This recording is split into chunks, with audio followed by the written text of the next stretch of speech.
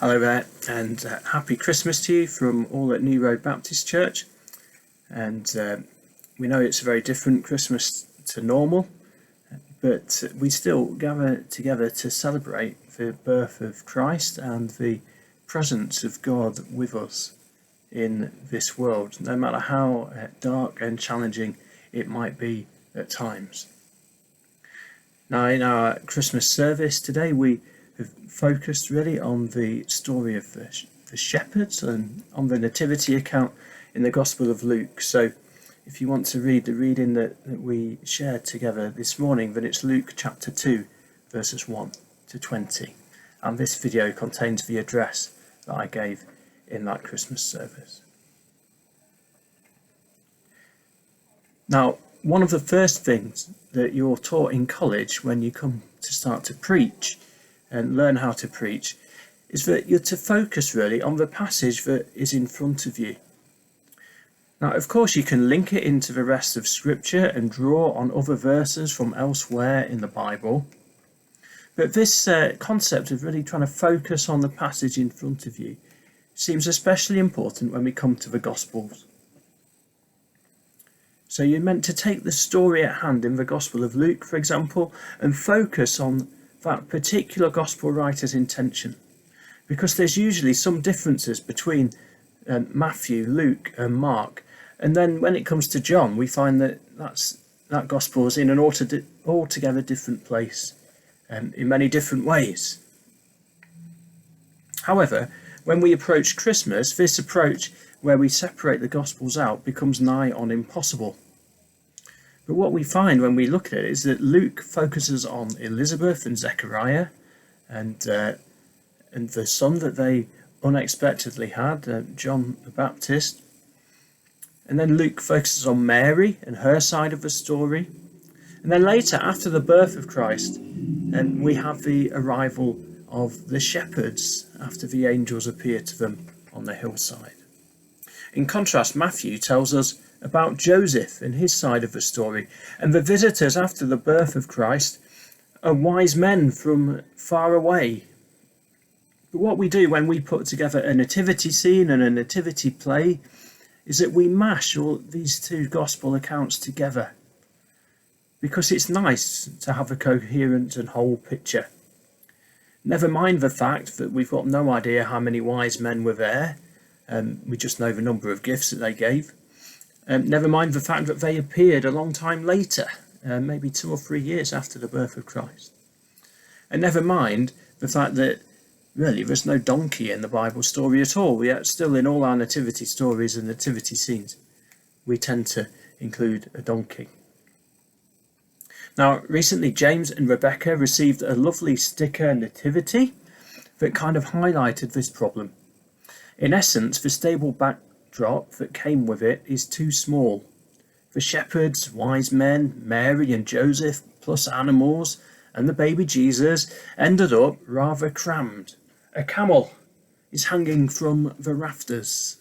It's quite a busy scene, and one that I'm glad I didn't have to contend with at the birth of James or Rebecca.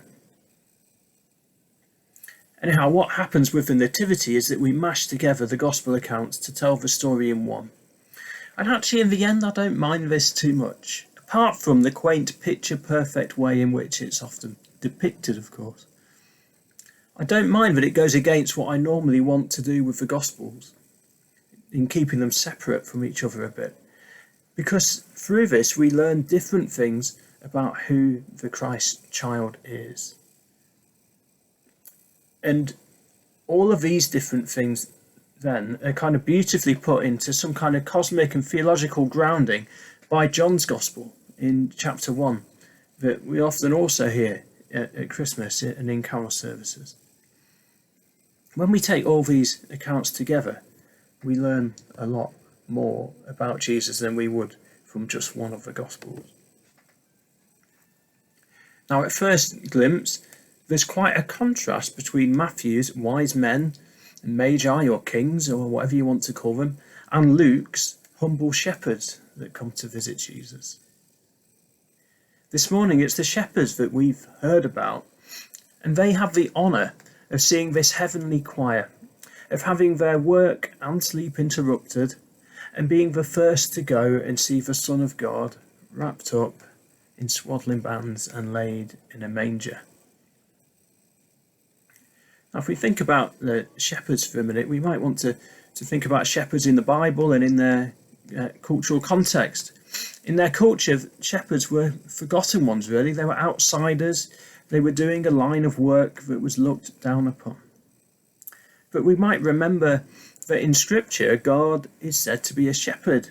Remember Psalm 23, the shepherd who leads us by still waters, who comforts us, who takes us to safe pastures. And we might remember also the early days of King David, the shepherd who toppled Goliath. And in the end, David, this shepherd, was the one who sat on the throne. And it's his line that Jesus is said to be the continuation of. And he's born in David's town, Bethlehem. So Jesus is shown to be one of his descendants. And the shepherds turning up is a part of that, I think. So these shepherds then were not necessarily just forgotten ruffians who Luke uses in the story to show the humble nature of those who Jesus comes to serve. They're more than this because they also highlight who Jesus is. The Son of God, the descendant of David, the Good Shepherd, the one who carries on the godly role of shepherd in our human lives, coming alongside us in the most difficult of times. Now this year, Christmas will not feel like a great celebration for many. Hopes and dreams have been dashed, really. Many miss their families and have to settle for Zoom meetings and the like. Many grieve the loss of loved ones and fear for the health of family members. And others go hungry, with little money available for buying food day to day, never mind the funds for presents and the like. Yet in the midst of all of this, Christmas is most definitely not cancelled. For the good news story of Christmas is true regardless, and in the darkest of times, this light of Christ shines more brightly. This hope with which we are filled and are to pass on to others who despair in our broken and hurting world is ever more relevant. Christ is born in Bethlehem. Good news is at hand. There is another reason why I'm happy to see the shepherds alongside the wise men or the kings in the nativity scene. And that's because it seems especially relevant in a city like Oxford, a city that is full of wise men and women, well, certainly learned ones, who look for a meaning, explore more deeply the things of humanity, of creation and of God. Yet at the same time, we know that it's a city of two halves, with plenty of city folk in the tourist trade and in jobs that serve the university in many different ways. Folk who work in the hospitals, who work hard day by day, even night by night, to make ends meet. Now the shepherds would seem almost akin to them, to the men and women who make the world go round, allowing the city to function in many and various most practical ways.